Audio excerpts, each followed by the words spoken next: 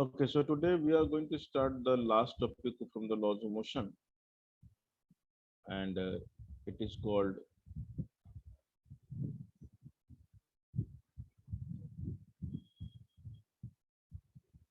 pseudo force technique.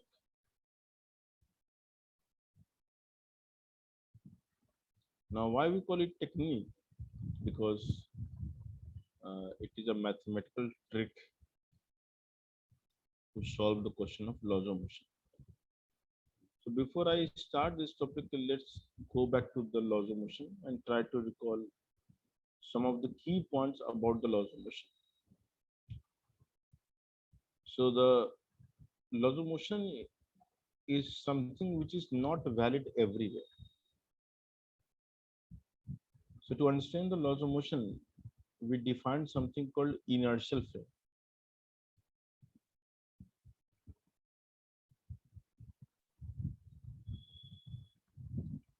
So before like I start, I need to recap the concept of inertial frame and non-inertial frame.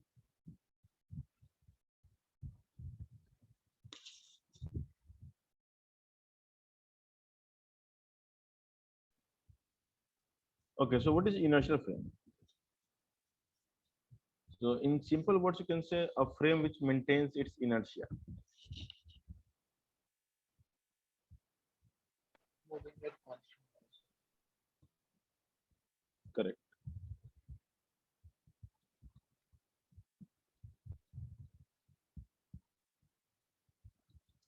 So a frame which maintains its inertia means it is either at rest or moving with constant velocity. So you can say either at rest or moving with constant velocity. So velocity is a vector quantity, and therefore, because velocity is a vector quantity, therefore, it's if it is constant, it means the direction is also constant as well as the magnitude. So constant means everything because we are talking about velocity, not speed.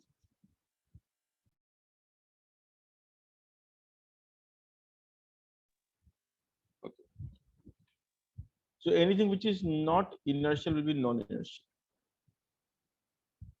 So we normally say the one whose inertia keeps on changing. So question is how we can change the inertia? The answer is you change the velocity. And so how we can change the velocity? The answer is you change the magnitude, you change the direction, or you change both. So change of velocity is also called acceleration.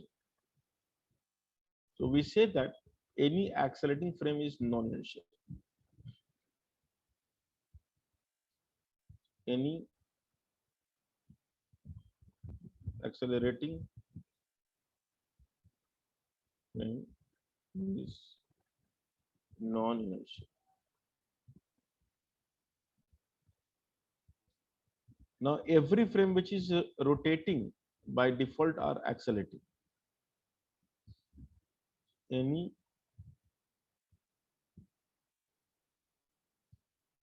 rotating frame are non-inertial by nature for the obvious reason because it is rotating, so it's changing the direction, and therefore it is definitely non-inertial. So now the question is why we need to discuss these two again. I think we have done in the very beginning of the chapter, maybe in kinematics itself. So the answer is the laws of motion has got its validity only in the inertial frame. So whatever we have said so far about the laws of motion, we cannot say the same in non-inertial frame. So we must mention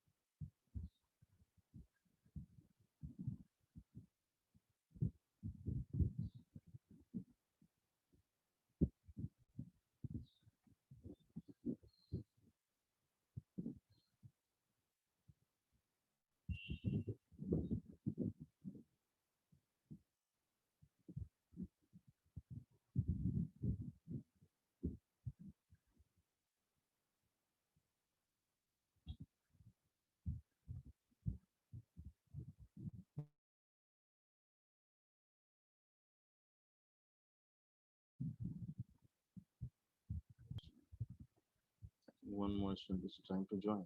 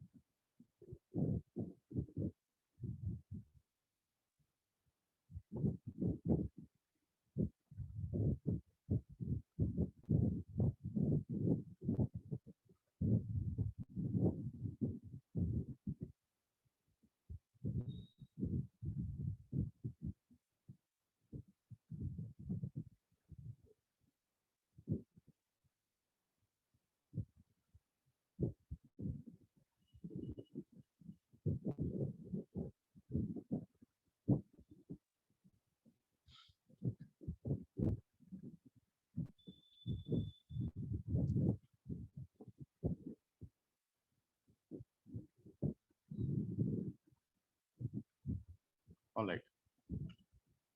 So the non-inertial frame is any frame which is accelerating, and any rotating frame by default are non-inertial. So now what Newton said is only applicable in the inertial frame. So you cannot apply Newton's law in any frame which you want. So Newton's laws of motion, in short I write NLM. So Newton's laws of motion is only applicable applicable in inertial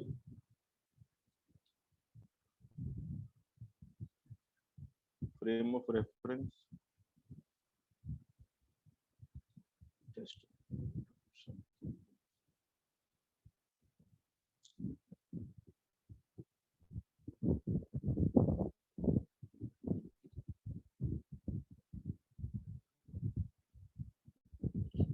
just a minute, please.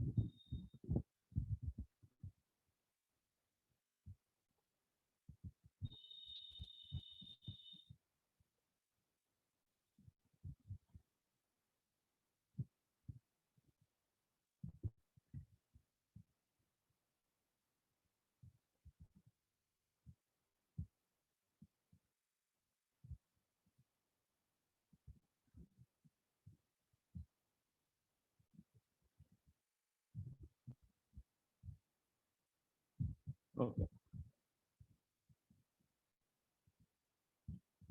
Yes, and I think you have joined, right? Yes, sir. So the Newton's laws of motion is only applicable in inertial frame of reference, and that is something which we normally ignore. We believe that a law is valid everywhere, but that's not the fact. Now, this is something which we need to understand, that a law even takes its validity in certain frame. In certain frame, you cannot, in fact, apply the law. So let's try to understand by a simple example, because these are some technical jargon. So let's do it by a very common sense example. So imagine there is a highway and you are driving your car.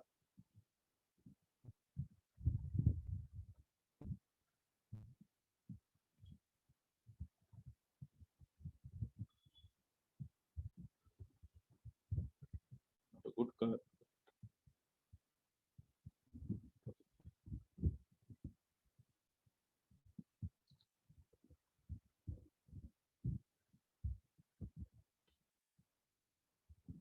So you're driving a car, and imagine there's a some dog maybe sitting on the footpath. Dog I cannot draw, so you can imagine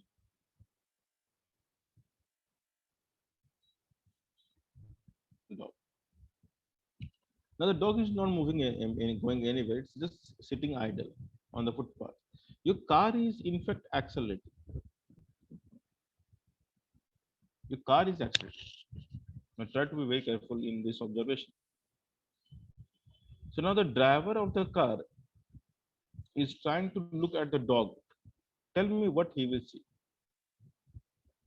So the driver of the car, if you look at the dog, for him, the dog seemed to be accelerating. In which direction? So if the car is going towards the right with an acceleration A in the frame of the car, or if the driver is looking at the dog, what he will see that the dog is accelerating backward. That's called the relative motion.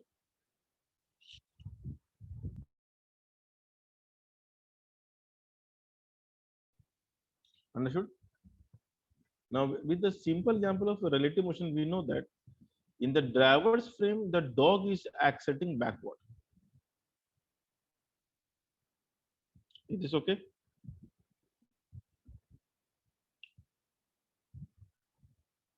In the driver's frame, the dog is accelerating backward. Is this clear to all of you? Yes, sir. Now, nothing careful. Now, to have an acceleration, you need net force. That's what Newton's law says. So, if the dog is having acceleration, is it possible without force? No, sir. Is it possible to have acceleration without force? No, sir.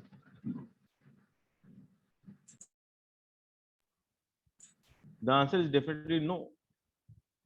So now this is a clear-cut violation of the fundamental law of physics. Like in a frame, which itself is inertial, if you try to look at the dog will get the acceleration without any force. Now, without any force, having the acceleration is a clear-cut violation of Newton's law. So now we can say that the Newton's law is not valid in the frame of the car, which is accelerating. Why this so? Because the observer who himself is accelerating can see some other thing accelerating even though it is not accelerating. And therefore, he will end up saying that the object is experiencing some force, which is not the true case. So now the laws of motion is not applicable. This is what we have proved by this simple example. So the question is how we can justify this claim of the driver. Now the one way of justifying the claim of the driver is if I say the mass of the dog as m, then how much force we need to have an acceleration A? What force you must apply to get the acceleration A? So in the driver frame, if I apply a force equals to ma, which is the nothing but the mass of the dog and the acceleration of the driver's car, like sorry, the car only, the driver's acceleration, you can say. If you apply this much force, then we can say the acceleration in the frame will be justified because we know acceleration is force per mass. Now this is justified. So in order to justify that the dog can have an acceleration A, we need to add one fictitious force, which is of course not acting. But by applying it, you justify your claim. Or in other words, you can say, if you apply a force of this much fictitiously, not really, and that's why the word pseudo has come. Pseudo means the false or imaginary or filmy, like film C, you can say. So the word pseudo means something which is not actually present, but we believe it is present in order to justify the claim what driver sees. Or you can say that in order to apply the Newton's laws of motion in a frame which is non-inertial by nature, we need to add this force just to make it valid. And so we call it pseudo force technique because unless you will not apply this imaginary force, the claim cannot be valid.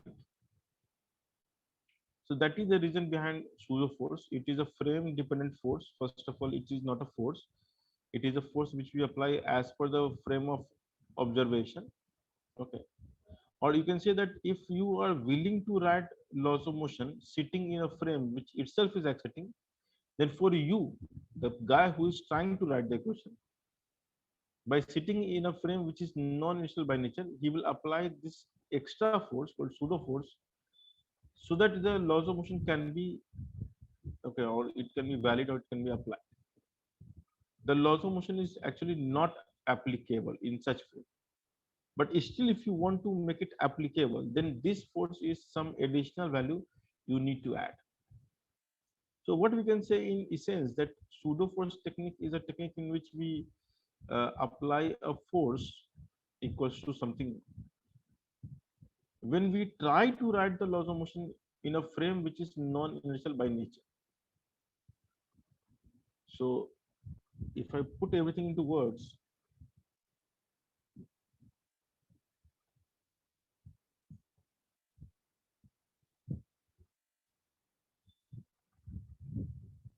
what we can say?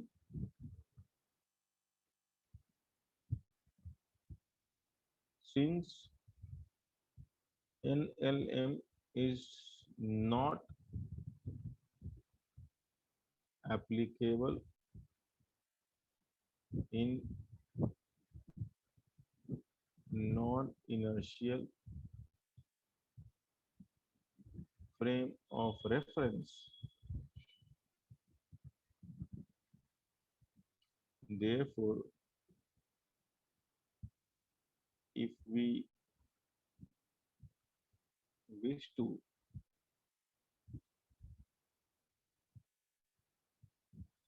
apply Newton's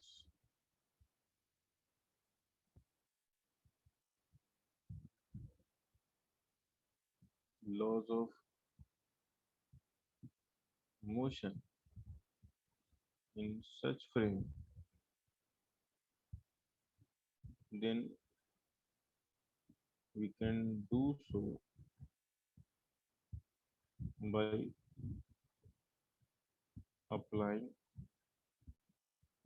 a fictitious force, also known as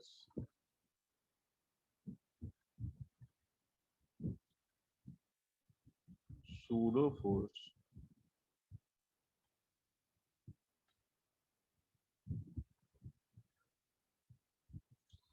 and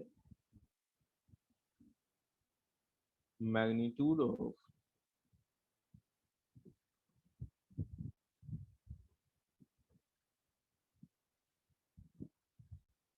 pseudo force is equals to product of, now this is interesting, product of what? Mass of object being analyzed and acceleration of what? Of object or of frame? Which acceleration we take? The object acceleration or the frame acceleration?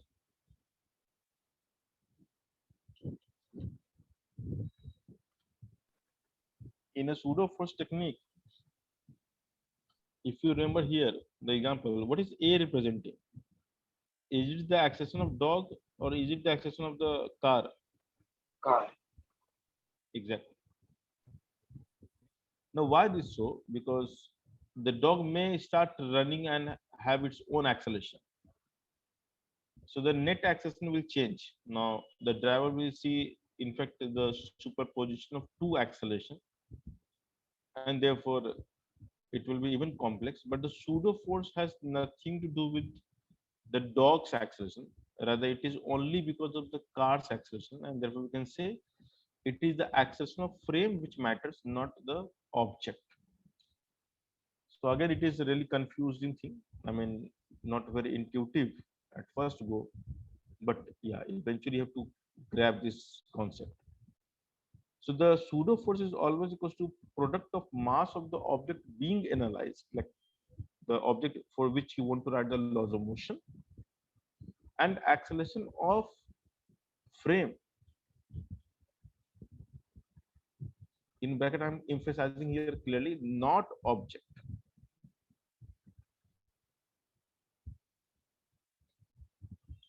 So object may have its own acceleration. Like the dog need not to be sitting there. He may be himself by himself is accelerating somewhere in the ground frame.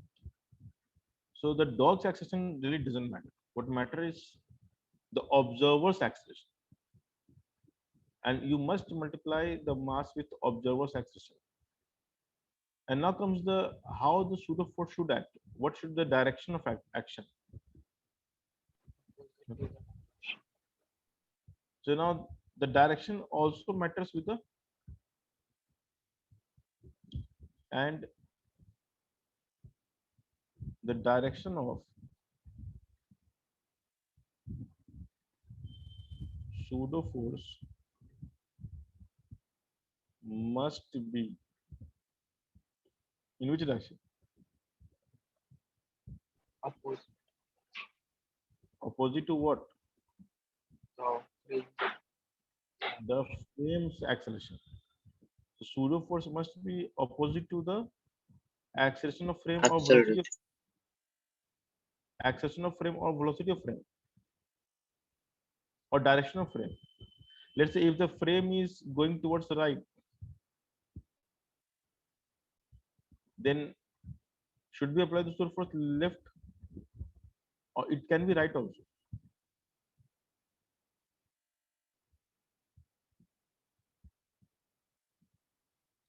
This is confused.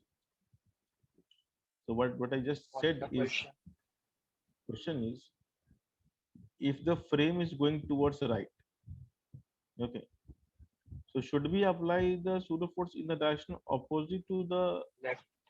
direction of velocity of frame or opposite to the direction of acceleration of frame? What matters? Acceleration of frame. So the pseudo force only follows the direction of acceleration, not the velocity. Now, what does it mean? I will come to that. And the direction of pseudo force must be opposite to the direction of acceleration of frame, not its direction of motion. Now, what does it mean? So imagine you're driving a car.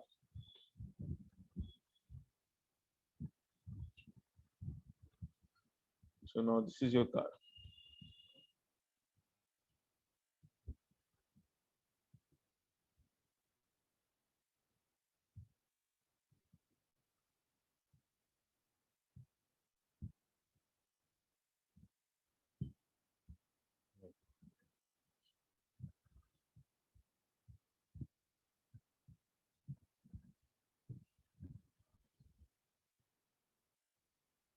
Or whatever. It's a random transformer car. Okay. So now the car is accelerating. So not moving towards the right. Now say let's say the driver of this car applies the brake. So driver applies the brakes. Now the moment you apply the brake, what will be the direction of acceleration? If the velocity is towards the right, what is the direction of acceleration? Opposite. Left. Opposite to the direction of velocity. Correct. So the acceleration of the frame is towards left. In fact, we can say retardation value. So the car will accelerate backward. Now you can see that it is quite possible that the motion is right, but the acceleration is left. Now imagine the same example of the dog.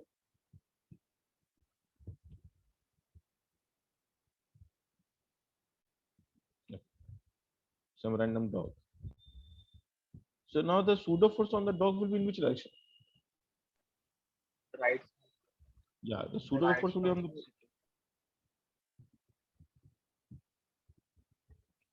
and it is equals to mass into acceleration value wise. So one question. Yes. So that acceleration is your retardation. So we have to take the minus. Pardon? So here the acceleration is retardation. So we have to take the acceleration negative. Also. See, we have taken the direction of acceleration left, which itself means it is retardation for the velocity. So the velocity and acceleration are opposite. But the magnitude of acceleration is A. Okay. and the pseudo force will act opposite of acceleration direction. So the acceleration direction is left, so the pseudo force will be right. And the value will be always equals to mass of the object and the acceleration of the frame.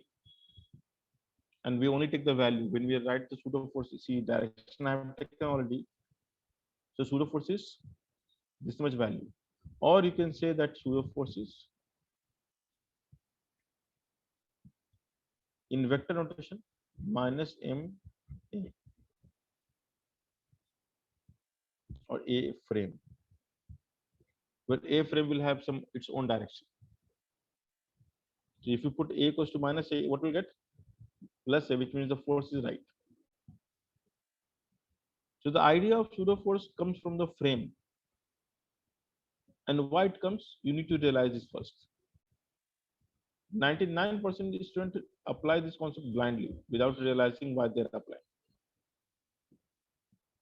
So even if you think for a while, you can understand it's not very difficult. It is a technique which is trying to make the laws of motion applicable. So you justify the laws of motion even in a frame which is non-inertial by nature. And now why this is so important, because when we go to a chapter of circular motion, there are situations in which the only way to solve question is pseudo force. So let's say we have a merry-go-round and someone starts walking on that merry-go-round. So to explain the motion of that object on the merry-go-round, we need to go back to the pseudo force technique. So pseudo force technique is sometimes optional, like you may go back to the ground frame and even solve this question. No need to solve in the non-initial. But there are situations in which the only way to solve problem is the non-initial frame. And the third case is when they will force you to solve or will tell you that solve in the non-inertial frame. So there are three types of situations in which we apply the pseudo force. One, it could be solved in the ground frame, but we want to solve in the other frame, which is non-inertial. Okay, well, not an issue. If you do so, just apply the pseudo force and continue with your laws of motion skills. The other part of question is where it is impossible or maybe very difficult, not impossible, you can say. If it is really difficult to understand the motion of the object in the ground frame, but it is easier to observe in the non-inertial frame or that accepting frame. So I'll go back to the frame in which I can see things clearly, and then I will solve. But because I have gone to another frame which is non-inertial by nature, while drawing the FBD, I will draw all the forces which we were drawing earlier, but we need to add one extra force called pseudo force, and then we solve the question. So the FBD will have one extra entry to it. A new guest will arrive called pseudo force.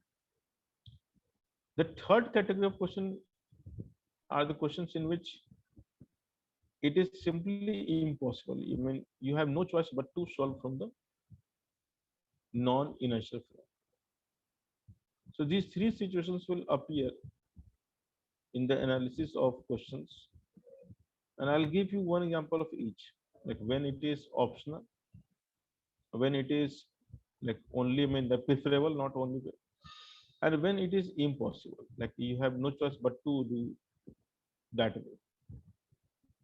Maybe the last example will come in the next chapter, and like next means next to next chapter, the circular motion.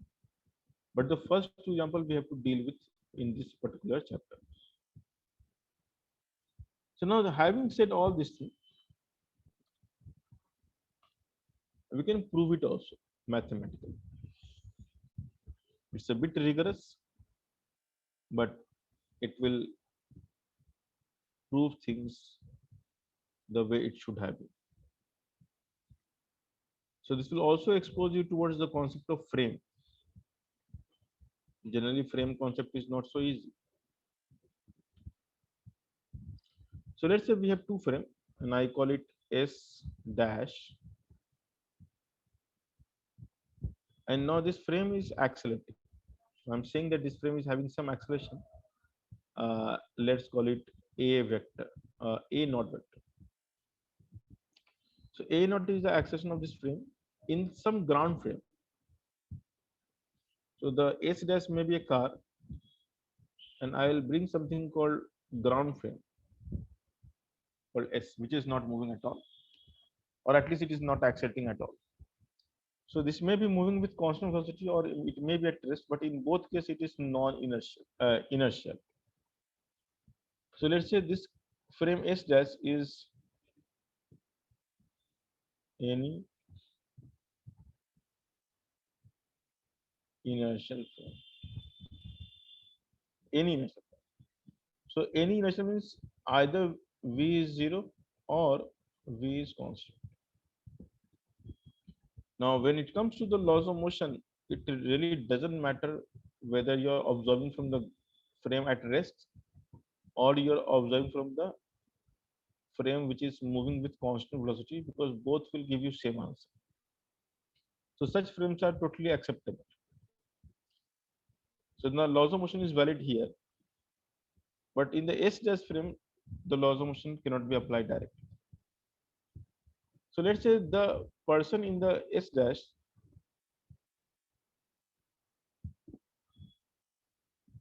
so there are two guys. One is sitting here, we call it O dash, and let's call this as O. And now you come to, so let's say there's a point P. Now the point P can be seen by both of them. So the point P can be seen by the person in the S dash. The point P can be seen by the person in the S. P is the particle. Okay, P is the particle.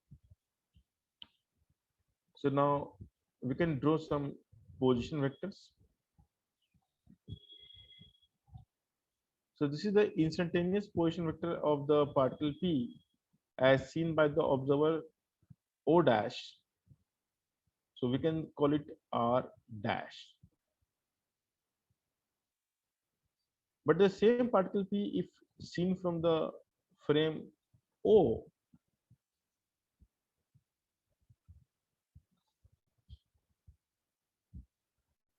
this is a really big vector, so we call it, let's say, R vector.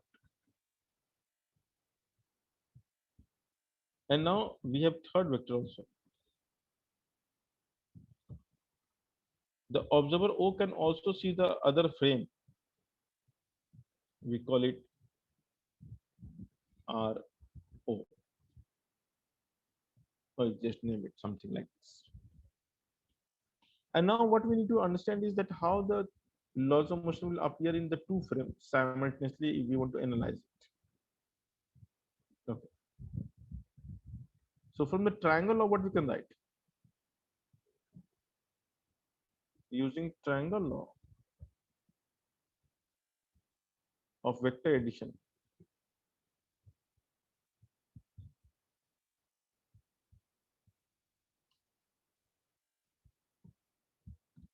Using triangle of vector addition, what we can write? So we can write O dash plus O dash P is OP. All right. Now our interest is to find the laws of motion in the frame of car, or you can say accelerating frame S dash. So I'll keep the O dash P, which is the observation of the particle P from the car frame, in one side, and I'll throw everything else on the other side. Now, if you want to write in terms of symbol, which we have labeled there, you can write it R dash, R, R naught. Now, this is the fundamental equation that we need to begin with, and after that, it's release, differentiate. So differentiate with respect to time, both sides. So it turns out to be d by dt of r dash, d by dt of r, d by dt of r naught. If you differentiate, what you will get? V The dash first equals to the first term is called velocity of the particle p in which frame? O dash frame, right? So the d by dt of r dash. So this is the velocity that the driver will see for the particle p. Particle is simply a particle, but it can be observed in two ways. So the first term represents velocity of the particle p in the frame of O dash. I hope this is clear. Now the second term is dr by dt. Now this is exactly the velocity as you would have seen from the inertial frame. I'm not saying ground frame, inertial frame. It can be ground or it can be a frame which is moving with constant velocity with respect to ground. So we call it VPO. Now what is this dr not by dt? Because that's interesting.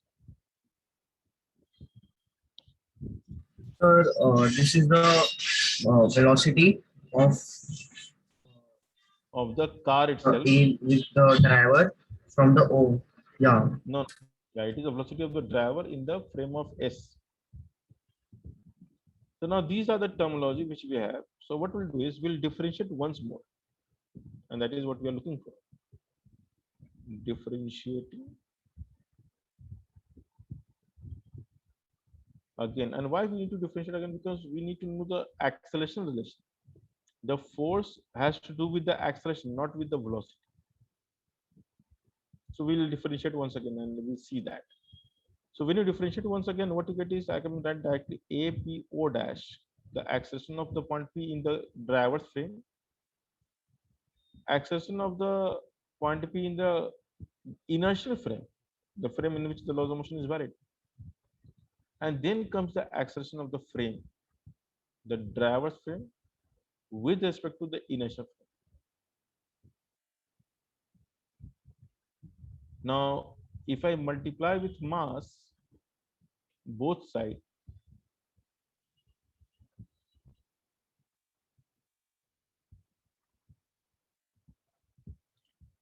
mass of particle, both sides, what will get? Okay, I don't see.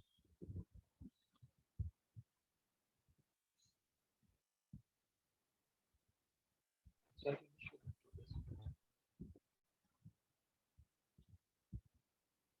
If you want to see this page, you can see it. If you want to copy it, you can copy it. If you're done, you can let me know.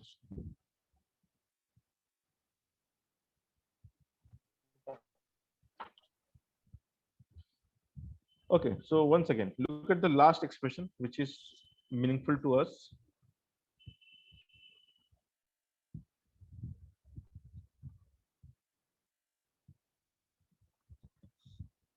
So we have an acceleration relation and we multiply with mass both sides. So we have MAPO dash is MAPO MAO dash O.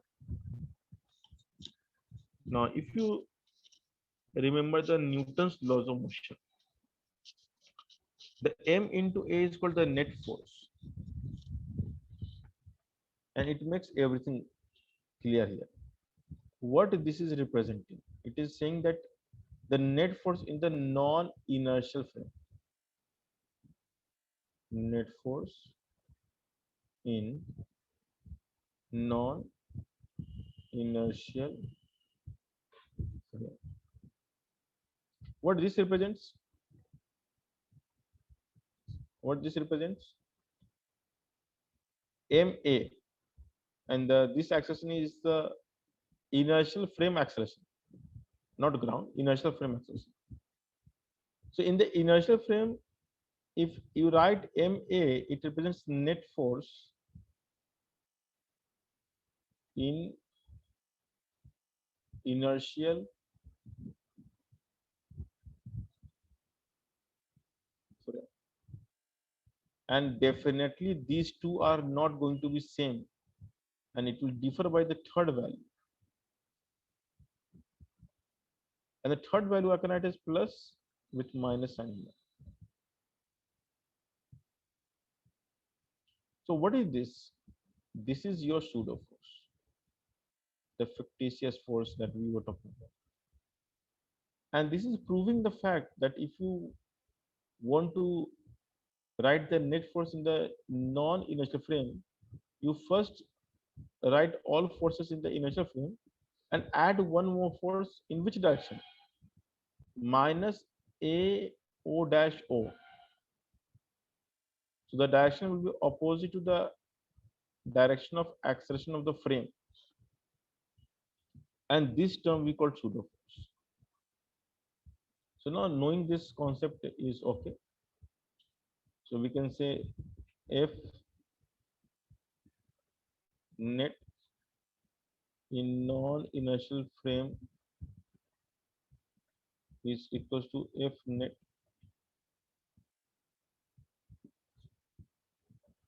in inertial frame plus pseudo force. Sir, So this is also called real force. Yes, tell me. so why did you put that minus sign here? Because it is the addition of two vectors. The first vector, this, and this vector. So we can write a minus b as a and minus b in vector notation, right? Yes, sir. And the minus b is the reverse of b. Okay. In vector we add only, right? We don't subtract. Do we subtract vector? Because the No, sir. subtraction will have a physical meaning. Subtraction refers to addition of first vector and opposite of second. So in the triangle law or parallelogram law or the polygon law, you add a vector. So there is nothing called subtraction. So this is a way of writing, but in the world of vector, we only add. So we have rules of addition. All right.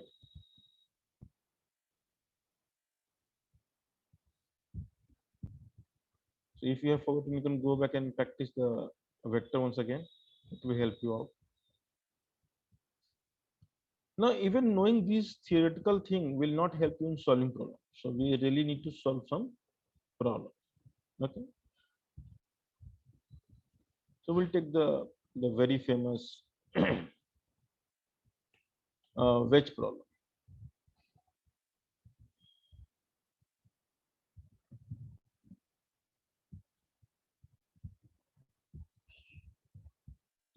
Now this can be solved in a variety of ways. There are in fact 3 or 4 ways to solve this problem. But pseudo force is also one of the way. So we'll see how it is going to help. So let's say we have a wedge.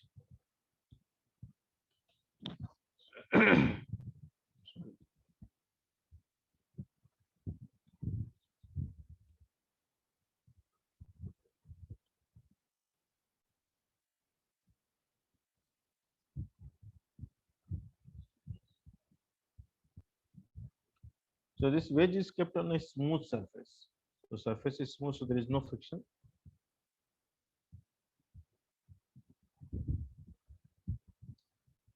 And now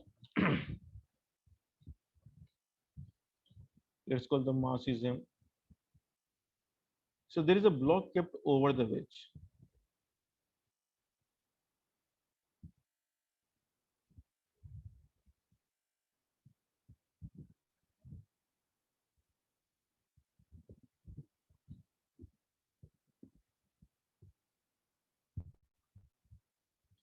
Having mass small m. question is find the acceleration of the wedge just after the system is released. So find acceleration of wedge after system is released from rest. So it's a very famous problem and very standard one. Now, once you release the system, the block, because every surface is smooth surface, there is no friction at all. So what will happen to the block? Will it move down or will remain there only? So the answer is definitely it will move down, isn't it? Okay. So let's try to understand something more deeper. While the block is going down, will the wedge remains at the same place or will it go right?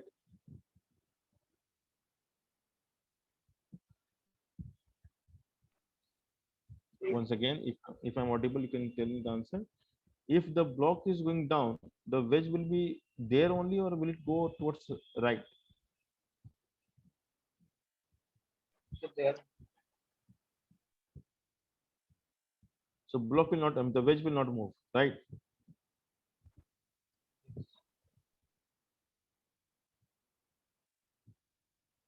So I have no idea. Anyway, so let me draw the first FBD of the block and wedge separately. So this is the inclined plane, and this is our block.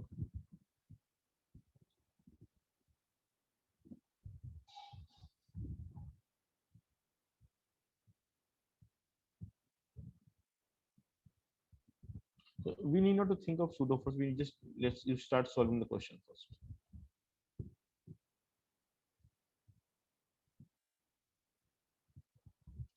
So this is the mass plane, and if you do the FBD, we know the normal force will act like this. Gravity will act like this. In fact, you can take the normal force slightly above like this, just to make it look better. So this is the normal force. This is the gravity energy. Okay. So if you resolve the forces along horizontal and vertical on the block actually, so you can see the vertical there will be two forces. One is the component of normal and the other is gravity. At the same time, it will have another force on the left, which is component of normal. So what do you expect? How the block should have moved? The block should have moved right or left or only down. Sir, only down.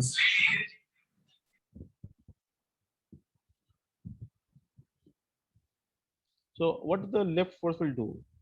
Like the component of normal in this relation, what it will do?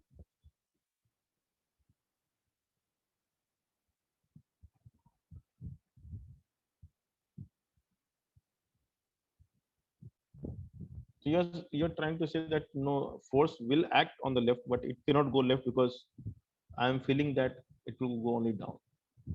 It will not follow any rules of laws of motion. So what NX will do there? Why it cannot do anything? You are saying that NX cannot produce any acceleration because I am saying so.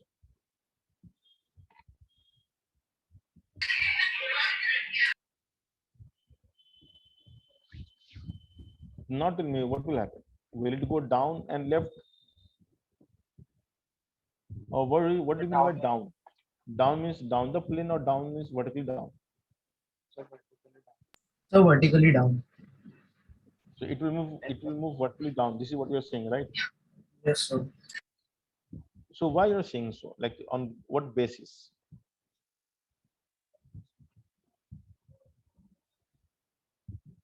So what is this like scientific reason behind this?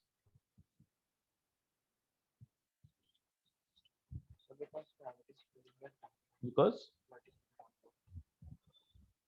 can you be a bit louder because your voice is not coming to me. Sir, inertia of rest. Inertia of rest.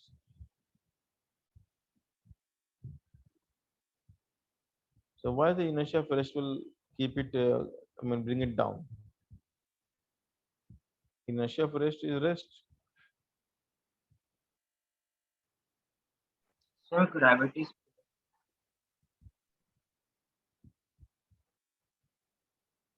So from Newton's second law, we have derived that the net force is equals to mass into acceleration. So what is the direction of net force? Any idea?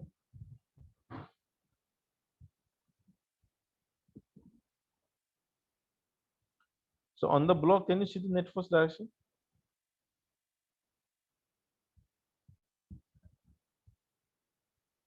Okay, tell me what will balance the nx?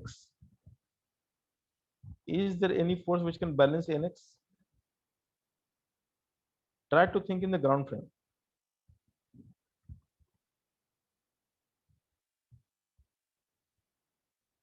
What nx can do? Can we balance nx? Yes or no? Do we have some counterbalancing force of nx? no. So nx will act as a net force.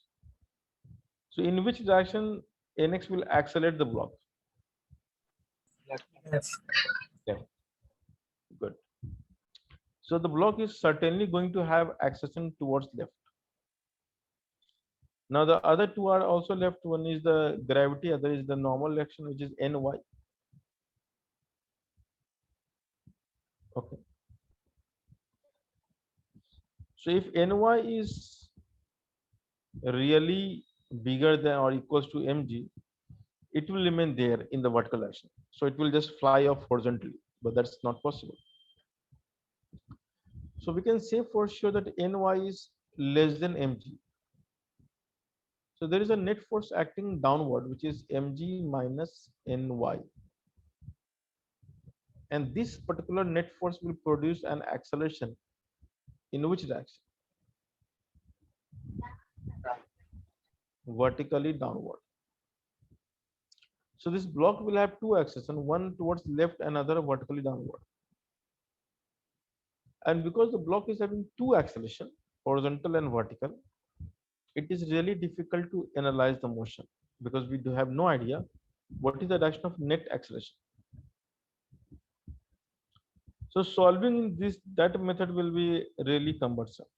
Like you solve x, you solve y, not appreciable.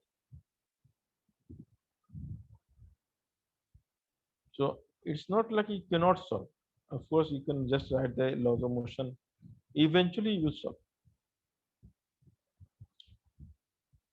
And in fact, I can solve. I can show you how you can solve by that way also. So we can solve this question at least in 5 to 6 ways, maybe more than that. I don't know, maybe 10 ways. But every way will have some advantages, some disadvantages. And every way will push you to think in a different way. Now, so far with the analysis of force, we have realized one fact, that the block will have two accelerations, one left, one down.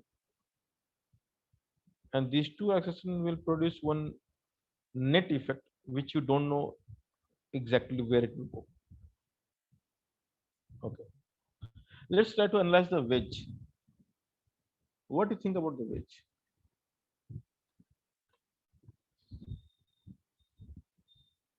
Try to draw the ability of the wedge.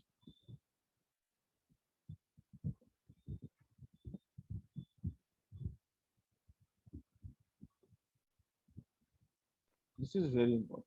You need to realize things first before you jump to the solving question. This is the normal direction, but this is one more normal direction from the ground, and there is again gravity. So we have these forces,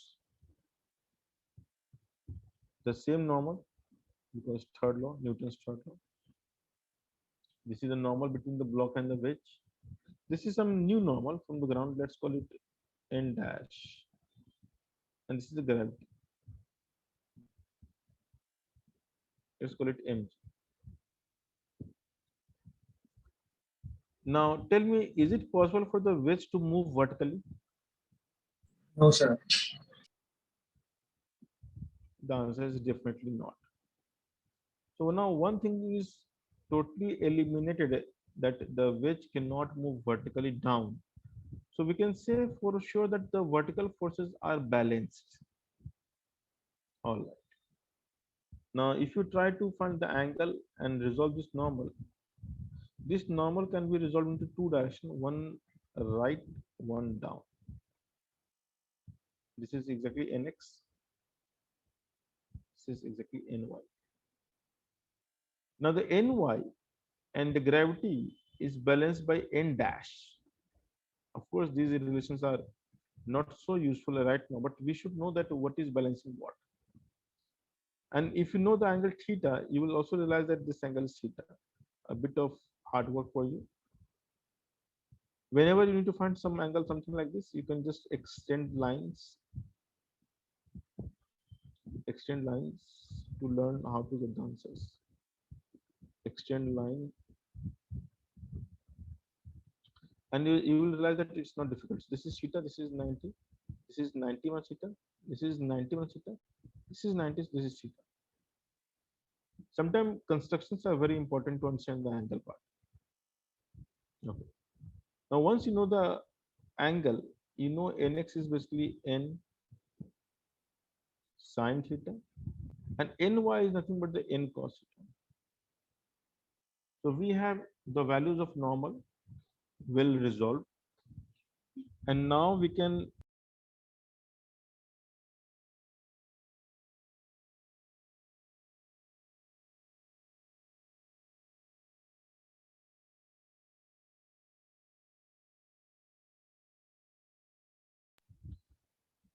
so now you can see these are the forces. Now tell me, vertically it cannot move, so all forces in the vertical direction are balanced. So we can say for sure that n dash must be equal to how much?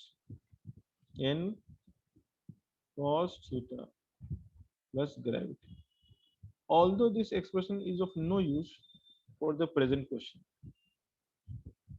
but still I am trying to teach you this. The reason is the very next chapter, which is called friction, will need the n dash as a first ingredient to solve. So as long as the surfaces are smooth, we may not need the all normal forces. But the moment we go to the friction chapter, it is all about normal.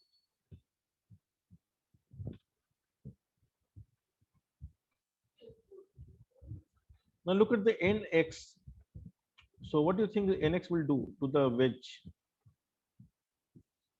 Sir, it Will it will no, accelerate in right direction.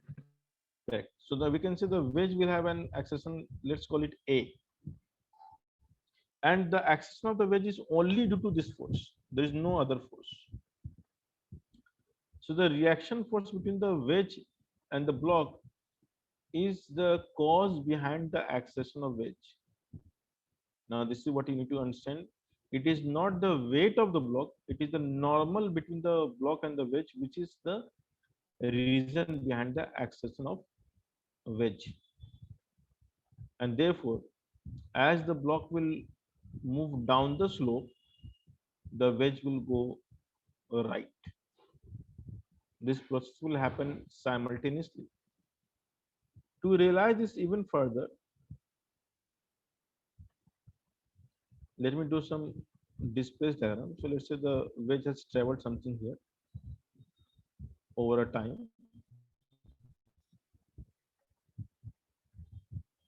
And the block has traveled somewhere here. Why?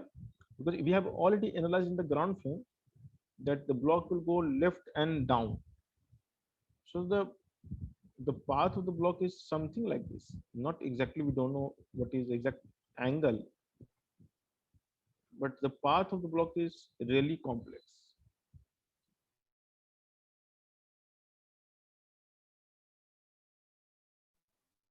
In the ground frame, if it's all what is the exact direction of motion. But there is one particular frame in which the motion of the block is pretty easy to observe. Can you tell me in which frame?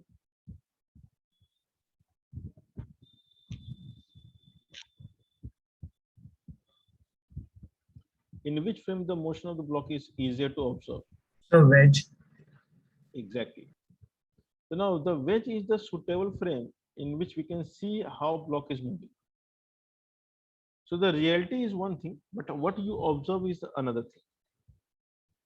So any person who is sitting in this frame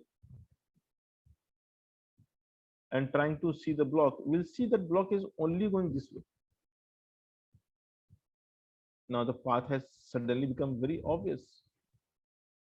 So there are things or there are situations in which the analysis of path in the ground frame is difficult, but the analysis of the path in the frame of the wedge is really easy. So now this fellow is trying to write the laws of motion,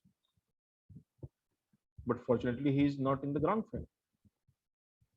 So this guy happens to be in a new frame called which frame? Non-inertial. So now this is the non-inertial frame. And what is the object being analyzed here?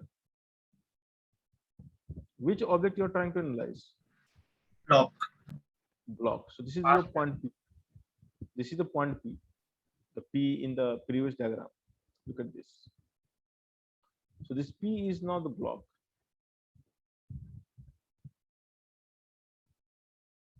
Okay. So now this is the observer. This is the block. So now the car in the car is replaced by the block. Sorry, by the wedge. Now our car is the wedge. What is the acceleration of car? We need to assume some variable. Let's call it A. See. So we have assumed the acceleration of the car as A. So what will be the pseudo force on the block?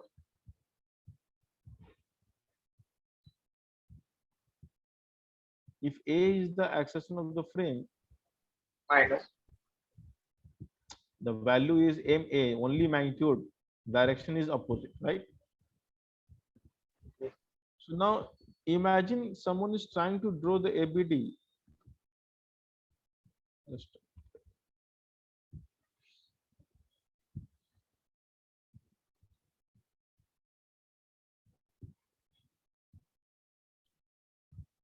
So, so let's try to draw the ABD of the block in the frame of the wedge. So we need to mention all this thing that what I'm trying to do. So I'm writing FBD of block in the wedge frame. And for that matter, we need to also assume the acceleration of the wedge by some value, because that's a variable. We had no idea what is the answer for that also. So even we begin with the assumption only. So let's call the acceleration of the wedge as some value A.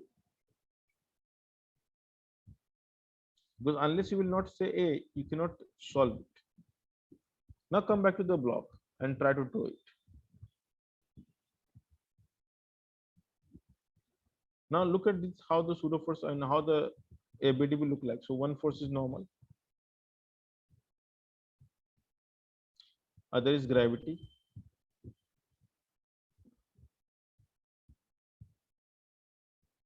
But there's one more force which we ignored. And this is the pseudo force. How the pseudo force will act? In which direction? Up, down, left, right, angle, what time? Like how it will act? left It will act left. And what will be the magnitude of this force? Value. A How much? A How much? A How much? Is A force? In ABD, we draw acceleration, we draw force. What we draw? M. So the value of force called pseudo force is MA. MA is the force value.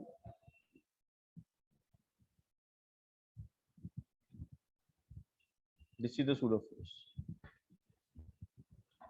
And in the frame of the wedge, what will be the acceleration of the block? What is the direction of acceleration of the block? And answer is it will go downward, just like this. And you need to assume this as again by new name. You can call it AR, or the relative acceleration, or acceleration in the frame of wedge. Because this is not the ground frame value, so we call it a relative value.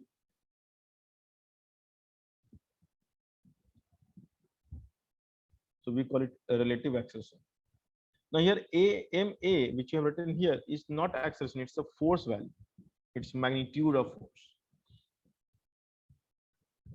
So what you need to do is, to solve this question, you just need to write the laws of motion along the plane. So what is the net force acting down the plane for the block? Because this acceleration is down the plane. So what is the net force acting down the plane?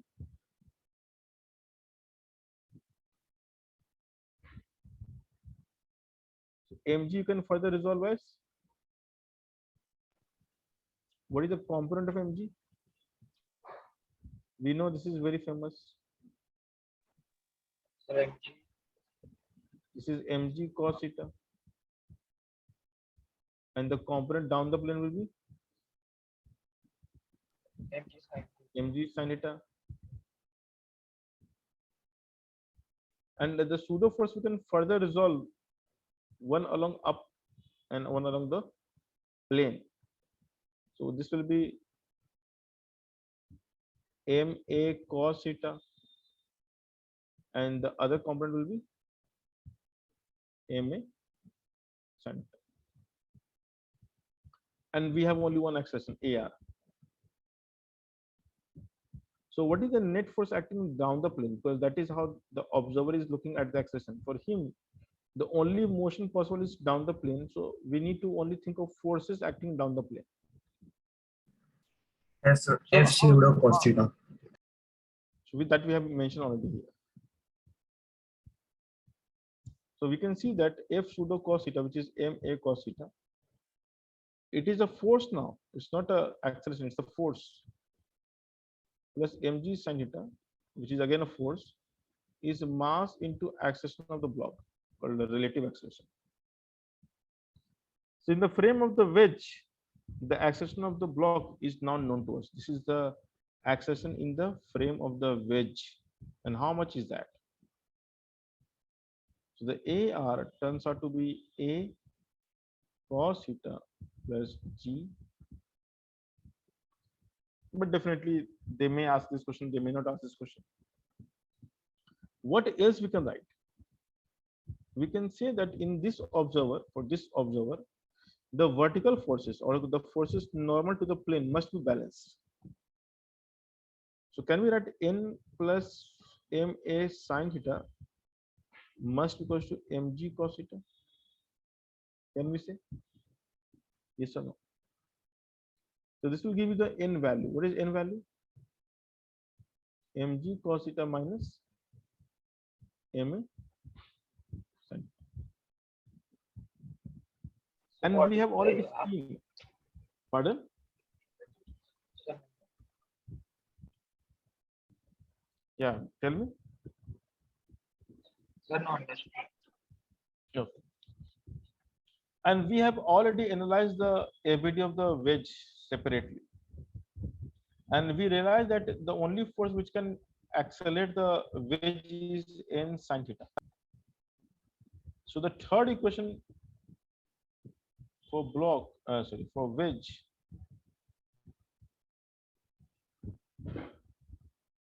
So for wedge, we are writing the equation in the ground frame, not in other frame. What we can write is, we can write n sin theta is capital M into acceleration. And now we have the equation 3. So we, from the 2 and 3,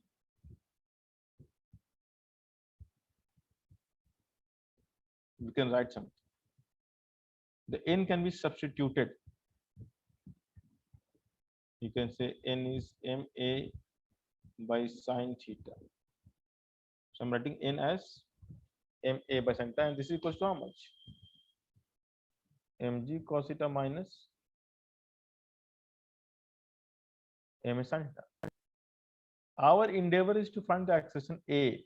So now we can rearrange the A term on one side, and before that I'll just multiply by sin theta. So ma turns out to be mg cos theta sin theta minus ma sin square theta, and now you can take it to one side, m plus m sin square theta into accession A equals to mg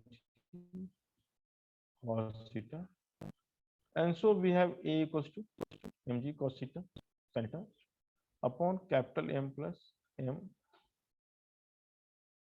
and now we got the answer for the accession of the wedge part. Once we have the accession of the wedge, in fact we can find the AR, which really we don't want to find because it will cumbersome to write. But if given as a value, maybe if they give you angle as some theta value as maybe 37 degree, mass is 2 kg, g is 10, then probably I can go and resubstitute the value of A here to get AR. So you may come across some question in which that will be the question. So now the biggest part is what? The most difficult part.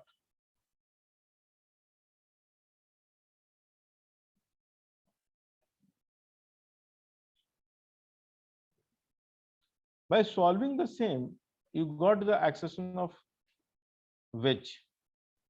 Now this is known to you. And we know that by back substitution, we can find the AR. So the most challenging question that we come across, even up to the level of maybe some sort of Olympiad, what is the acceleration of the block? Now, when they ask acceleration of block, what they mean is in ground frame.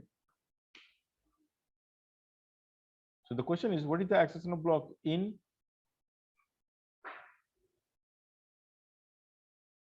what is a block in, unless not mentioned, we always assume the answer is asked in the ground frame. And therefore, we need to rethink what we know. So we have seen that the block is moving down the plane in the wedge frame itself, like the block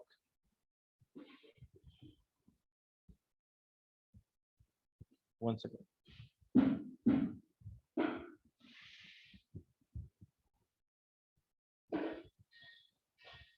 So how we make the analysis from the wedge frame to the ground frame? So we know that its acceleration is AR in this direction, but this is the answer in the wedge frame. So we need to think that we know that acceleration of block with respect to wedge is A block minus A wedge. So what is the A block refers to? It is A block with wedge plus A wedge. So it is definitely the vector sum of the two acceleration. One, the acceleration of the block in the frame of the wedge, and the acceleration of the wedge itself. And we know that acceleration of wedge is towards the right, and this we call A. Now this angle we can easily find because this is theta. So this angle is phi 1 theta, and we know how to find the resultant of two vectors.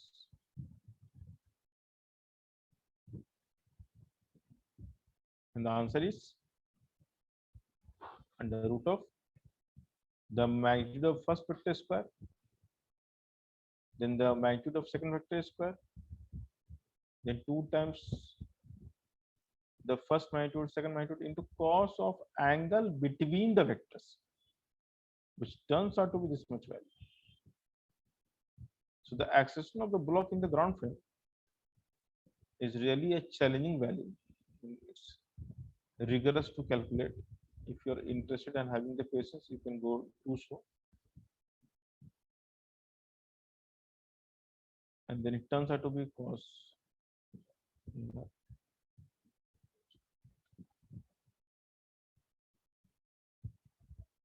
This is the answer. So this is the last question that you will face in the uh, wedge and block problem.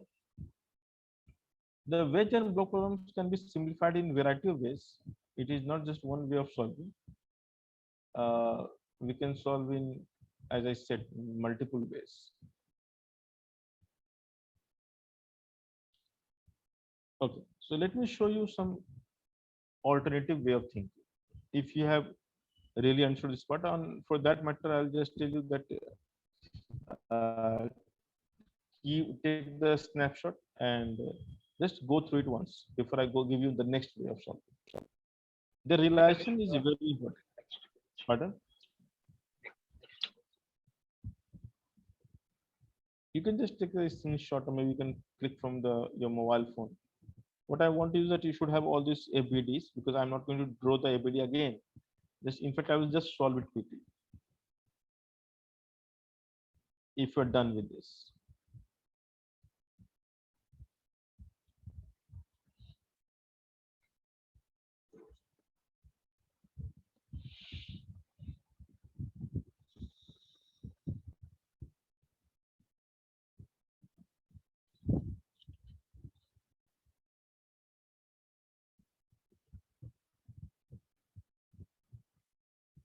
Done?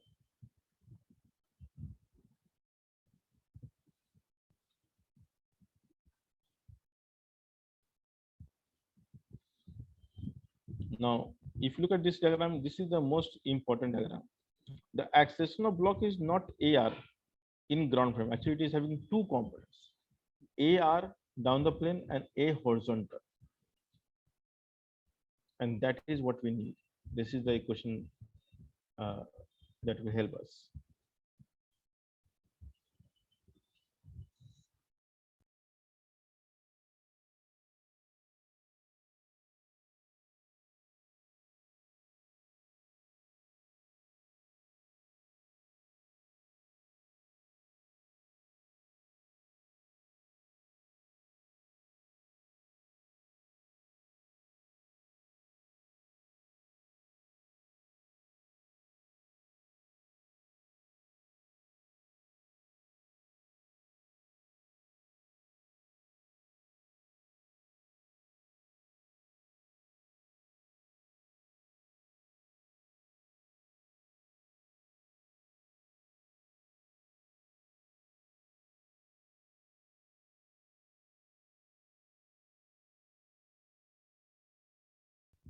Okay, so just go through all of these slides and then I'll start the method 2.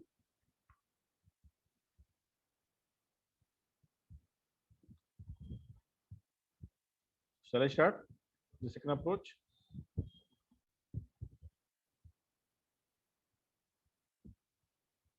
Now, it is not necessary that we must solve this way. No, it is not a compulsion. We always have methods which can solve, and we are pretty much okay to solve in the ground frame.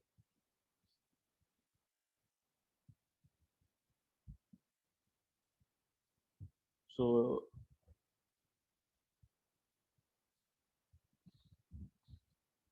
this is the wedge.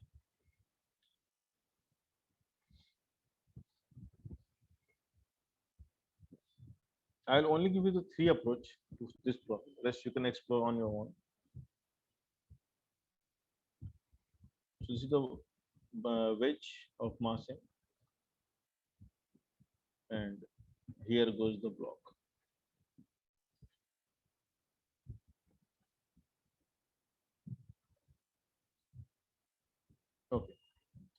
Now, how one should start thinking? What should be the approach of thinking? So we know that the acceleration of the wedge is obvious. It must be towards right. And because we are not sure about the acceleration of the block, so we must assume two values. One, the relative to the frame, because that's obvious we know, and the other will be a. So what I have drawn is the acceleration diagram of block and the wedge. Okay, all right. So this is the ground plane. Pardon? Then Yeah, this is the ground plane.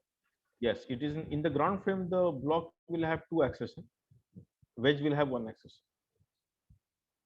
Understood? So this is the ground frame picture of block and the wedge, and this is the acceleration diagram. And this method is so powerful that it can solve question quickly, almost in 1 or 2 lines. So imagine that the entire hard work which you did so far, what if we can solve in 1 line? So now this is called concept of system.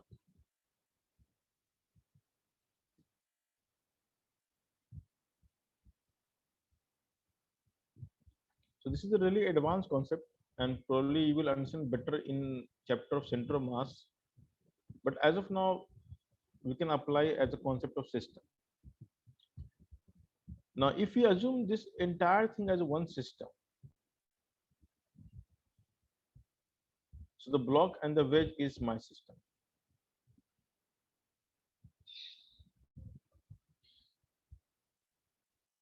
So let's say the block and wedge is the system, like we are talking about. And let's think of force acting on the system as a whole. The only thing I can see is the ground normal.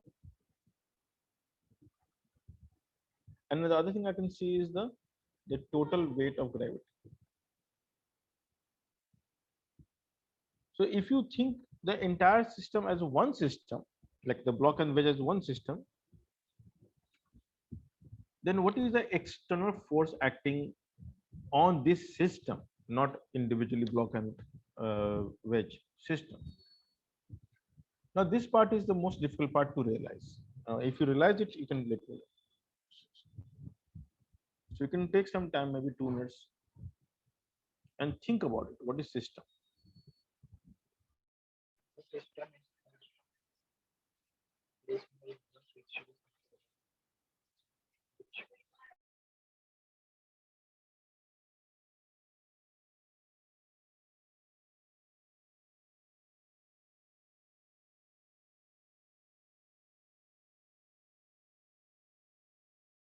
hello, sir. Yes, tell me. Sir, can you repeat the question? If we take the block and wedge as system, then what are the what will the forces acting on the system as a whole? So we can see that the only force that can act is normal from the ground and gravity from the earth. Is there any external force acting? Yes or no? Do we have any external force apart from these two? Yes or no? No. Now, can you see something here that all forces are vertical forces here? Isn't it? Yes. All forces are vertical. So can we say the total force acting on the system in the x direction is 0? Yes. Okay. Now the force in the x means force in the x on the wedge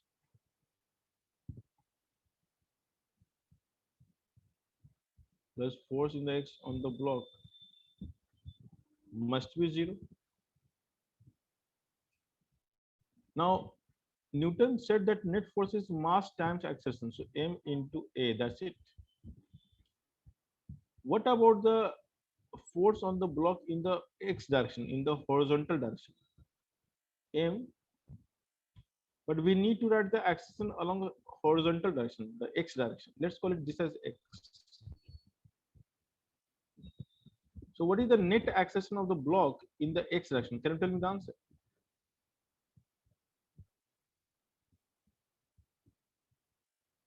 May be difficult for the first time, not an issue. So no.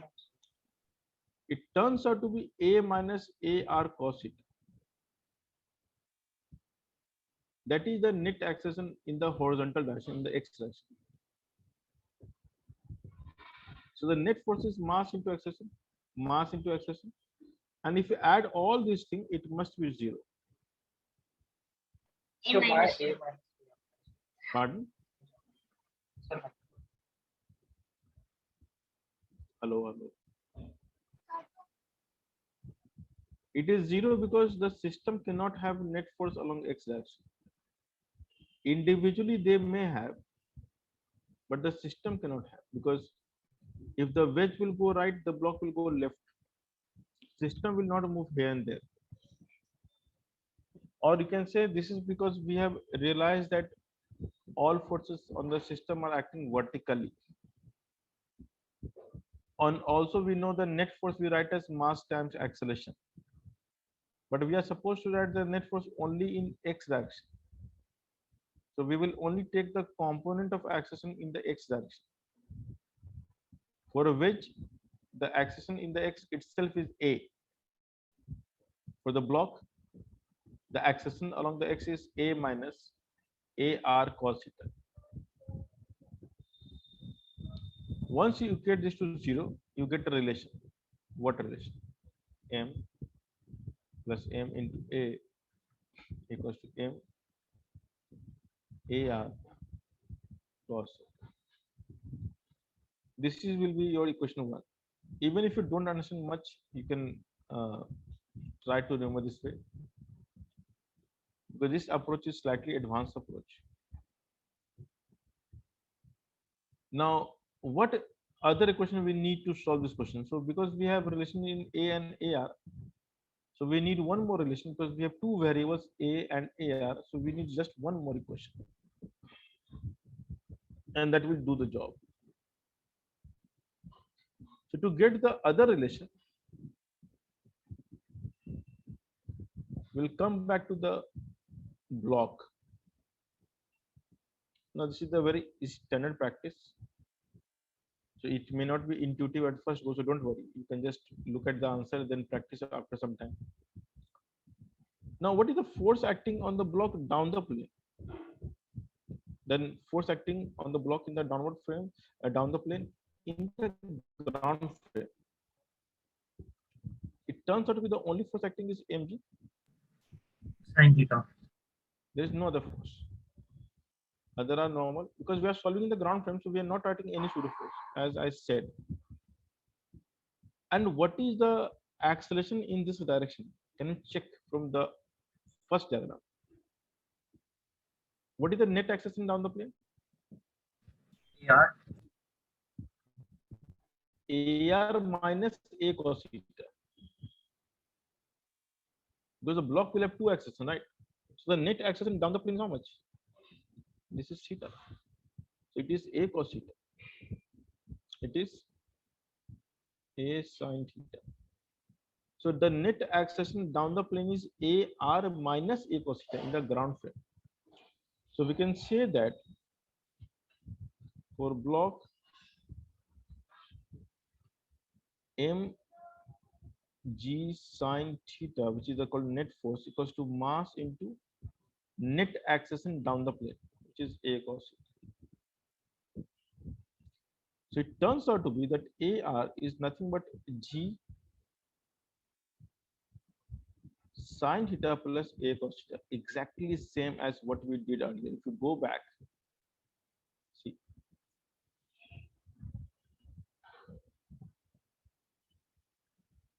you can see now the answer. Is it exactly same? But with totally different approach. We are solving the ground frame. And now these two frames are sufficient. You just need to substitute the value. You're done. You'll get the answer of A. And you can see that it is pretty easy compared to the previous method. But of course, to grab this method, you need to work for a while. With time, you will realize this. Maybe this is just for awareness. I will not claim that you have understood 100%, or I might have explained you 100%, because uh, this relation is difficult. It comes with time, and it will become more obvious when we finish the chapter of center of mass. So the challenging problem of laws of motion, which appears in the various competitive examinations of very advanced level, these are solved using the concept of center of mass. We don't solve the way we solve here in laws of motion. So this is just a small uh, insight into the some advanced method. I'm not saying that you have understood everything. So from 1 and 2 we can solve now. From 1 and 2, m plus m into a equals to m g sine theta plus a cos theta into cos theta. So this will become m plus m minus m cos square theta. I'm taking this cos square and 8 term on the left side, and this is equals to mg sin theta into cos theta. And this we can take common, m 1 minus cos square becomes sin square theta. So this is automatically m plus m into a equals to mg sin theta into cos theta. So this implies the a is now obvious.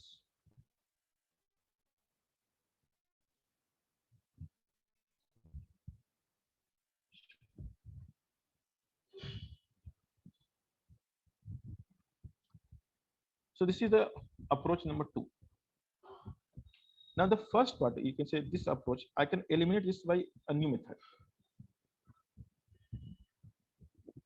because the bottom one is obvious. This is what we have to do in the ground frame. We can also have the substitute for this.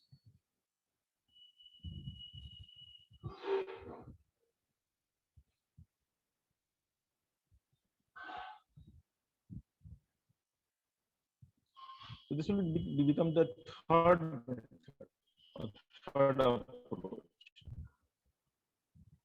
Now the easiest approach I have explained. This is the second approach, is called the fastest approach.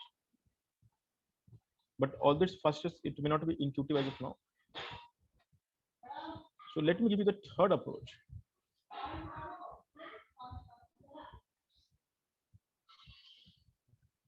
Which will also explore you to the fact that everything we can solve in the ground frame. So pseudo force is just a technique. It's not only way to solve.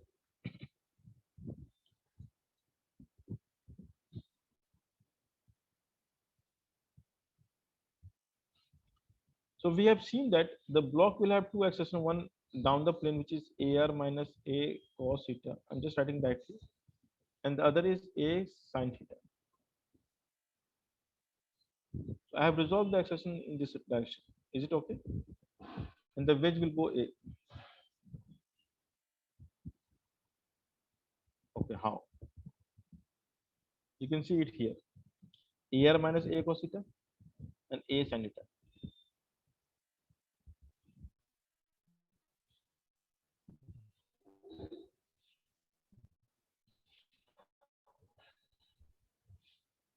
Is it okay, guys? Maybe. So now, because we have these two directions and we know the accession in these two directions, what we'll do is we'll write the law. So for the block, we know the forces already. So that is in my mind, but it may not be in your mind. So you have to just write down. It is mg and mg cos theta in this direction. Mg cos theta, and the down the plane is mg sin theta. So what I can write is, look at this carefully. Mg cos theta minus n is the net force in that direction, is ma sin theta, because that is the accession. So n turns out to how much? Mg cos theta minus ma sin theta. And the other relation which is very known to us, mg cos theta, okay, that we have done already, so I need not to write it again, but anyway, mg, sorry, mg sin theta, which is down the plane, net force equals to mass into acceleration down the plane. And the third we know for wedge, for which we already know n sin theta equals to capital M into A.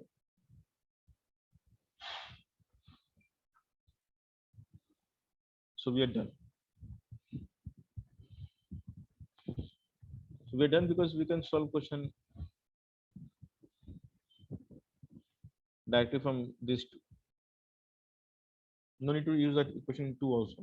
Just use 1 and 3 and you're done. So there are various approach to solve one question. You can switch from the ground frame to the non-inertial frame up to your wish. Now this is one of the difficult problems that we need to solve. Let me show you some now easier problems. Sir, And I the very standard problem. Yes, tell me. sir, I want to know the last question.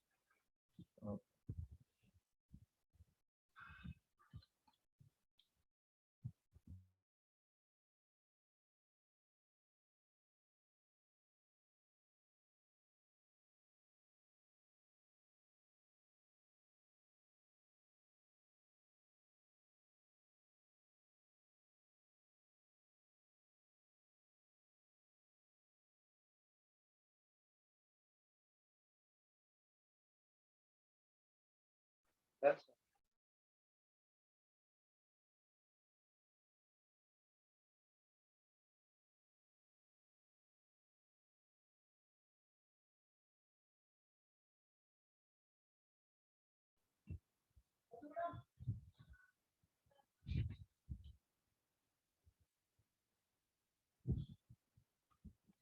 Now these are very standard problem which you need to solve.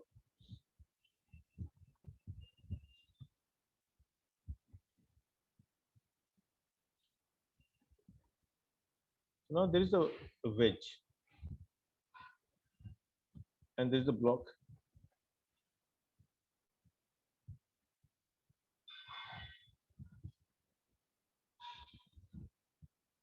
All surface are smooth. Now these are so standard that you need to remember the answer.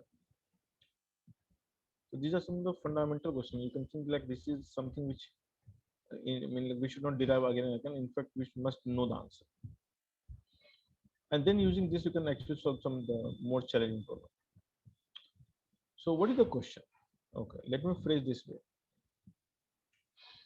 Find the acceleration of the wedge such that the block do not slip over the wedge.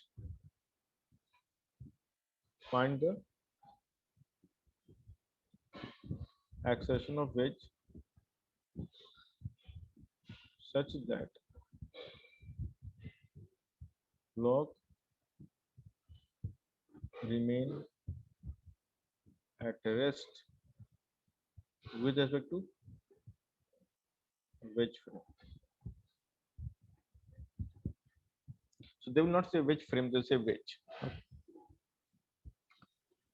Now the block is at rest in which frame? Ground frame or wedge frame?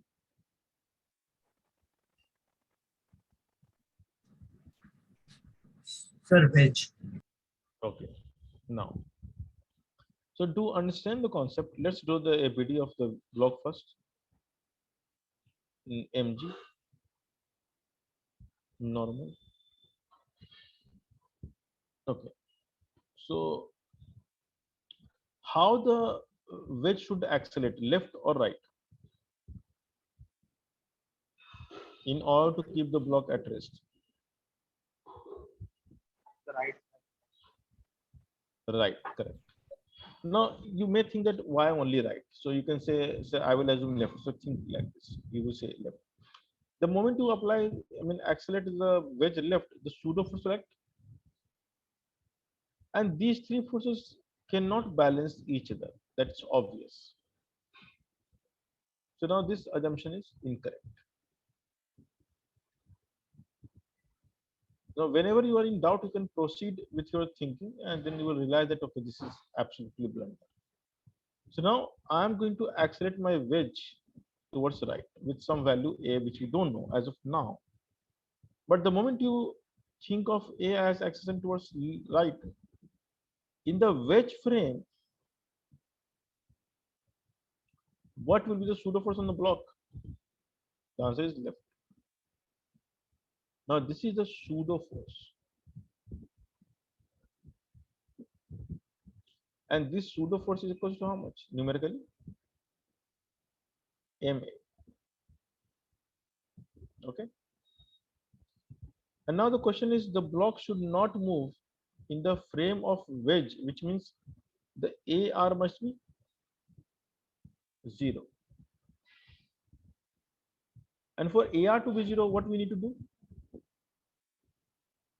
Tell me. Which force we are going to balance? The force acting parallel to the slope. Must we balance each other? Isn't it?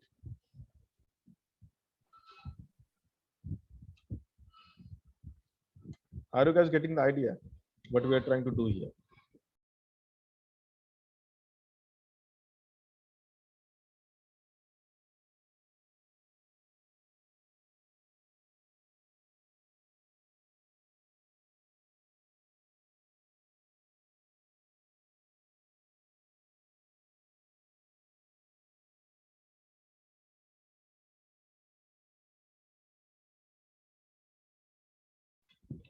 No idea. The block remains at rest with respect to wedge. It means it is neither moving in this direction nor in this direction. So we must resolve the forces parallel to the plane and perpendicular to the plane and balance it. So once you balance it, what you are getting? The relation.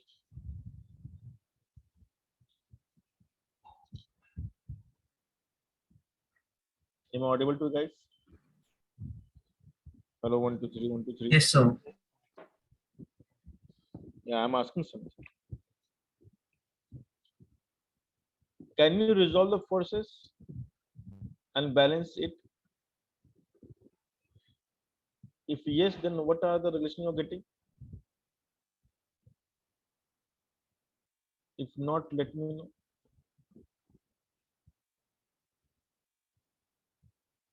The idea is simple. We need to balance the block in the frame of wedge. So we draw the ABD in the wedge frame.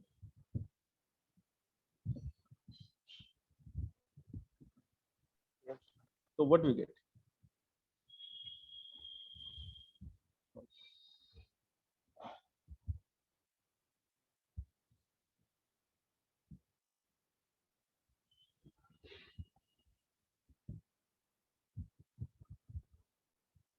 So the relative block that mass and block should be equal to the acceleration.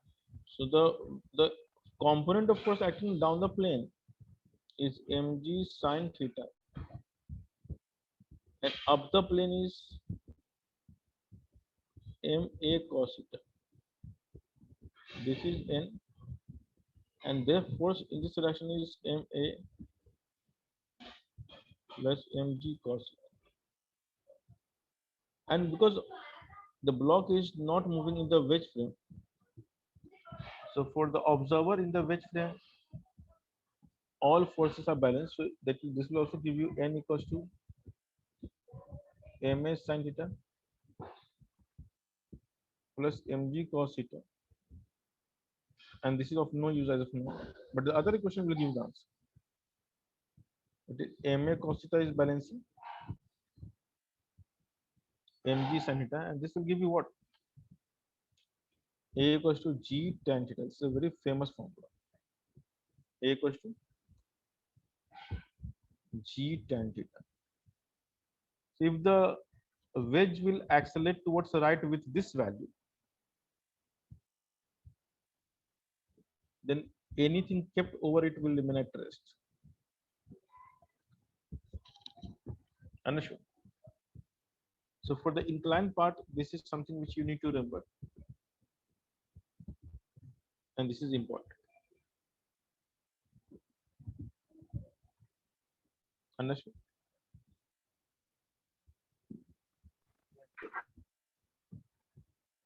Is this clear, guys? Yes, Now the question can be put into this way. If I apply force F here, so what force you must apply to keep the block at rest with respect to wedge? So with what force you must push it?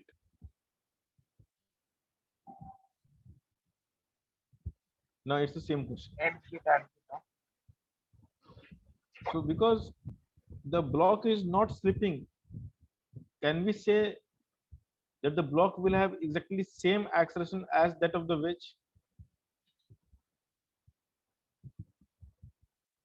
So block is something like it's glued to the wedge, right? So you have fixed it on the wedge. So both the block and the wedge will have same acceleration or different acceleration in the ground frame. Tell me. Same acceleration. So the system is moving with the same acceleration. So what is the net force on the system? F, and this F must be equal to net mass into A of the system, which is same. The answer is simple.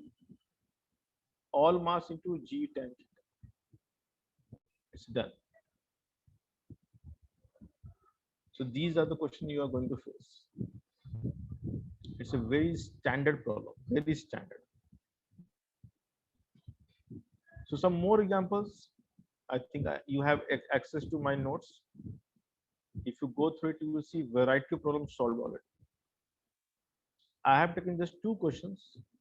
The reason is these are 2 separate varieties which you need to think and solve.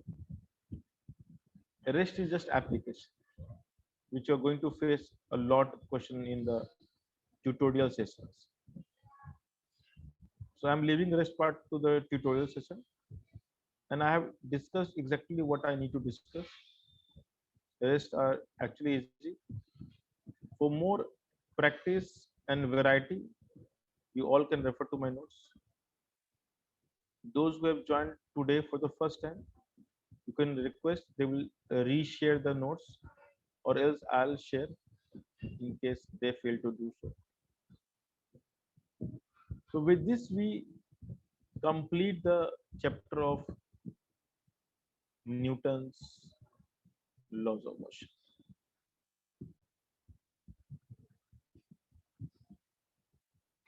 So we are going to enter to the next chapter called friction, and we will start fresh in the next lecture.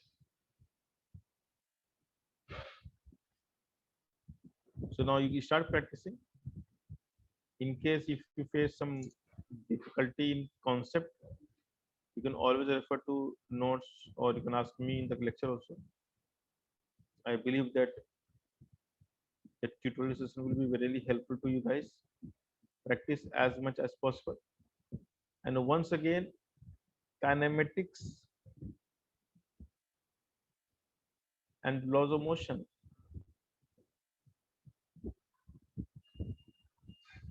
are the most fundamental building blocks of physics. So any number of problem which you will solve will not be suffice. You may think that you have solved 10 questions and you're happy with it. I will say solve as much as you can, possibly or humanly, you can go up. And once you get the practice or habit of solving these 2 chapters, 99% of the physics will revolve around these 2 chapters. So be it any subject, be it even optics, which you think that it's fairly away from the kinematics, but I'll just give you one hint. Let's say you all know the mirror formula. Even if I can differentiate this, I can make it kinematics. So I can say 1 by v square dv by dt minus 1 by u square du by dt equals to 0 because focal length is constant. And this becomes the velocity of image, velocity of object, and so on.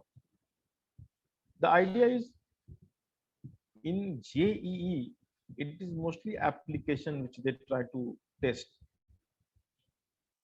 So you may go to any chapter, but the kinematics and laws of motion will never leave you. So one need to be really good with the kinematics and laws of motion. In fact, if you open the SC Varma optics chapter, geometrical optics, and if you go to the last questions, the really difficult one, you can see the laws of motion there clearly. If you go to the chapter of magnetism, again the laws of motion is there. If you go to the chapter of electromagnetic induction, again the laws of motion is there also. So laws of motion is not going to end anywhere. It is not a chapter actually, it's a concept which we have discussed in one bit here. But in other chapter it will keep on coming. And it will keep on coming in a more dominant way, maybe some more rigorous way. So the idea is these are not chapters. Don't take these as chapters. I mean, normally I see that okay, you feel that okay, let's get rid of these 2 chapters, then we can breathe easily in the other chapters. This is not going to happen. So you make sure that you practice these 2 chapters as much as possible, and make most out of the tutorial sessions. That is designed in a way to reinforce the learning. Even if I take all questions in the lecture, it will not help. But when you attempt the question, when you spend time with the question, that will really make you learn that concept, and much better than if only I would have discussed. So that is the sole idea behind the tutorial, to reinforce the learning in student. If I just keep on throwing all the content at once, it will never help. It has never helped so far. Okay. Okay, guys. So bye and take care. And Bye, sir. Thank you, sir. bye. Bye, sir.